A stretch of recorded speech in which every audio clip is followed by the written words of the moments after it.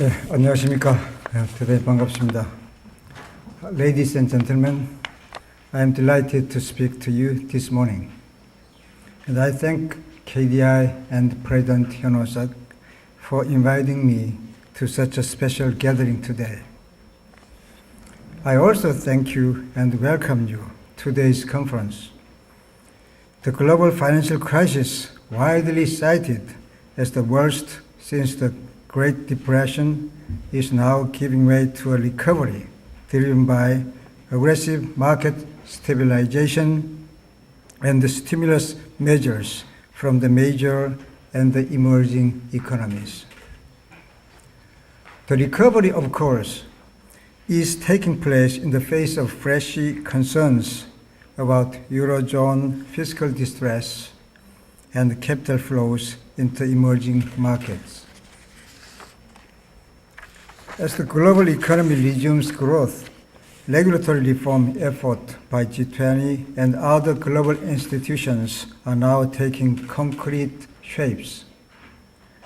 As we all know, the overriding goal has been to overhaul and reinforce the financial system so as to prevent future crises and foster sustained economic growth. Post-crisis regulatory reforms to secure financial stability, the theme for this conference, is certainly relevant to the ongoing policy discussions. It is an issue of enormous importance to us, and I am pleased to have a chance to share with you my thoughts and hear from you. As you can imagine, there are wide-ranging issues regulators must contend with.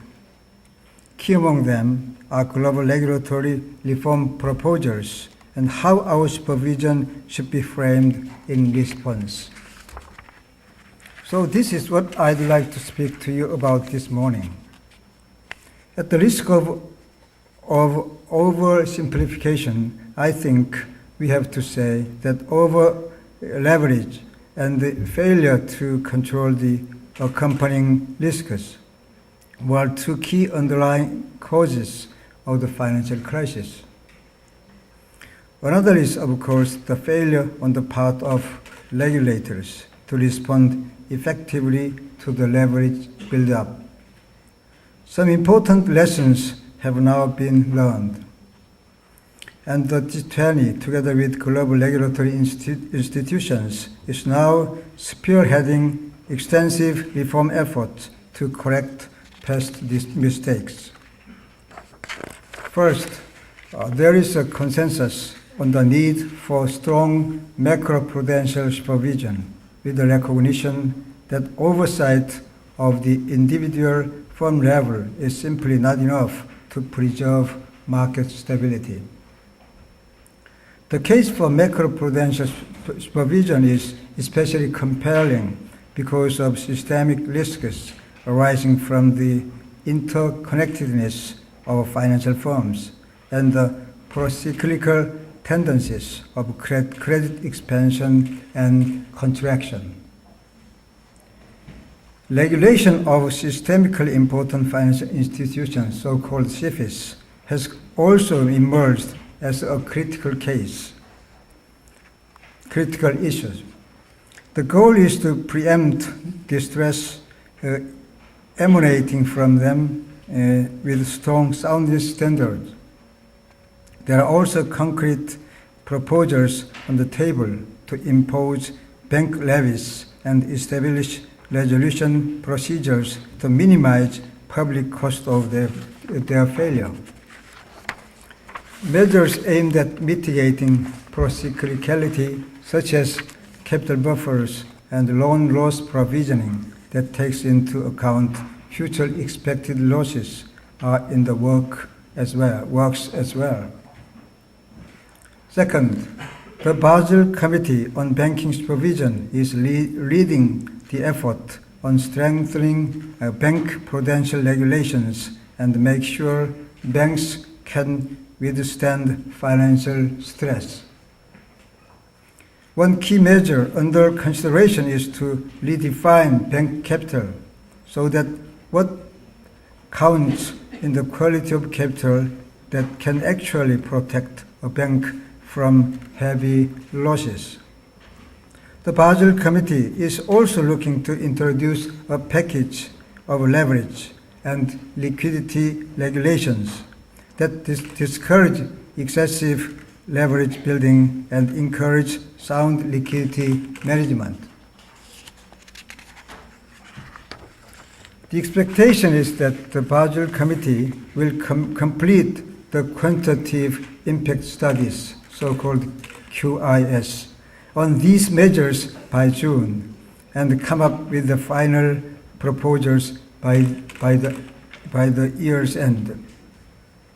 The goal is to have the reform measures implemented by the end of 2012 as mandated by the G20. But it's likely that the precise timing of the implementation of the reform measures will be decided with due consideration given to financial market conditions and the pace of economic recovery. The third is reform of certain elements of a financial system, such as executive compensation practices, OTC derivatives, and accounting, that contributed in one way or another to the crisis. With respect to compensation practices, what we will likely see is a system that matches pay to long-term risk and performance. This is in fact the broad outline of the reform proposals that the Financial Stability Board issued last year. In what it called Principles for Sound Compensation Practices, the FSB put forth proposals such as setting up a board remuneration committee and deferring a substantial portion of variable compensation for at least 3 years. Some portions of compensation may be taken back or nullified if the realized performance warrants it. These principles are currently being implemented across the major countries at the urging of the FSB. As for the reform of OTC derivatives trading, one key proposal is to bring OTC trading under the roof of central counterparties in order to minimize counterparty risk. Another is to establish trade repositories that store derivatives trading information for regulators as well as for the market. For accounting, let me quickly note that the main focus is on improving the transparency of financial reporting, particularly in respect of fair valuation and off-balance sheet activities. Fourth, the global financial crisis renewed the calls for strong and effective consumer protection. The calls come with the recognition that consumers were often left in the dark about the complex financial products they were buying. So there are stepped-up regulatory efforts in the works to enforce strong consumer disclosures, stamp out abusive business practices, and better educate consumers. Lastly, I would like to point to efforts to expand global financial safety nets so as to provide effective liquidity assistance to emerging countries in times of volatility in global capital flows. In the latest crisis, markets in Korea and several other Asian countries had to endure yet again a sharp drop in foreign currency liquidity. Accumulating substantial foreign exchange reserves may help, but this also risks aggravating imbalances in the global economy. Fundamental solution then is to embed market stabilizing financial safety nets into the global financial system. A group of financial safety net experts has been working on this task and is due to send the final report to the G20 finance ministers meeting in October. As the chair of G20 this year, Korea has been an active participant in the global regulatory reform efforts. And our supervision policy is very much in line with effort to build a well-disciplined, globally competitive financial industry here at home. First, we will continue to strengthen our macro-prudential supervision. As an integrated financial supervisor, we have been taking preemptive steps to deal with systemic risks. The tightening of the LTV and DTI rules for mortgage lending last year at the first signs of liquidity-driven overheating in the housing market is an example of this. We are also stepping up supervision actions to expand market surveillance and remove market uncertainties. This is especially the case for sudden shifts in global capital flows in and out of our markets and the soundness of mortgage and project financing loans.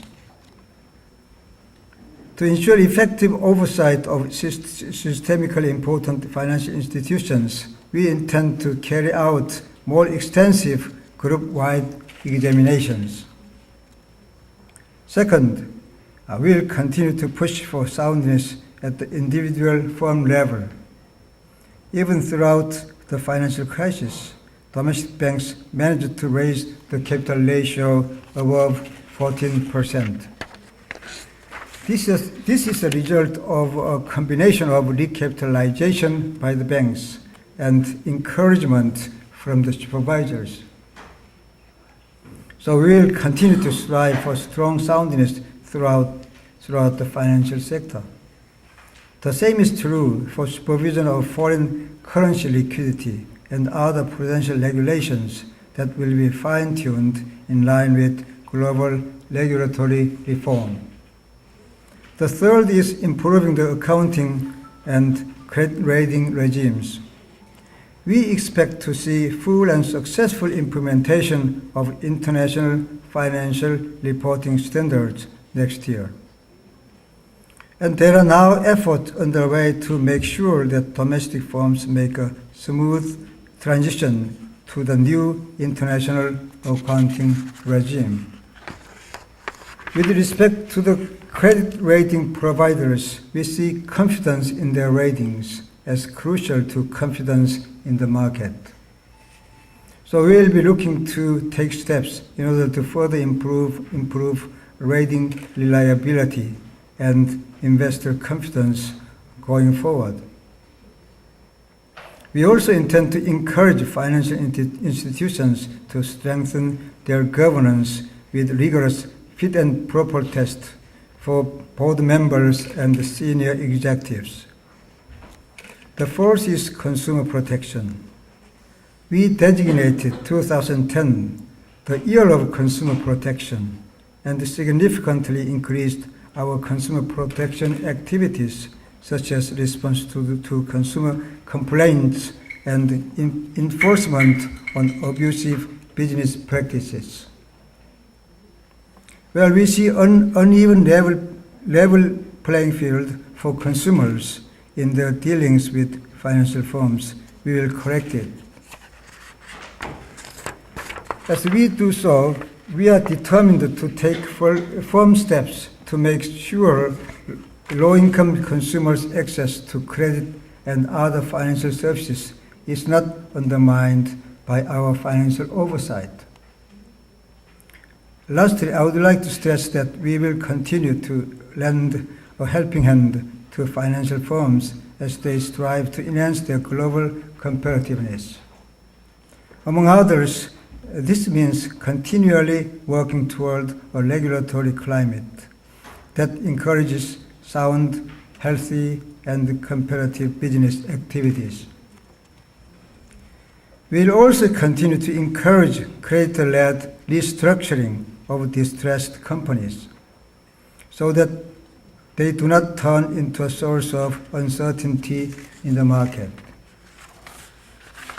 In closing, let me say that we may be standing at a critical juncture with changes taking place that will drastically alter our old thinking on financial markets and regulation.